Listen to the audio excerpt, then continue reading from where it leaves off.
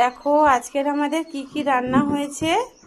তো তার আগে সবাইকে জানাই শুভ দুপুরের প্রীতি, শুভেচ্ছা ও ভালোবাসা।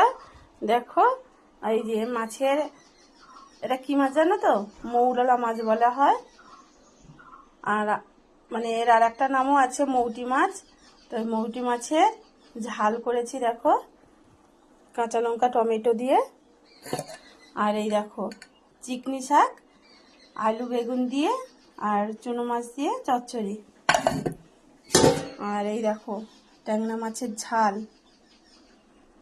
আর একটা আছে, এই দেখো এই তরকারিটা এখনো হচ্ছে, ভেন্ডি আর মাছ দিয়ে ঝোল, আলু দিয়ে।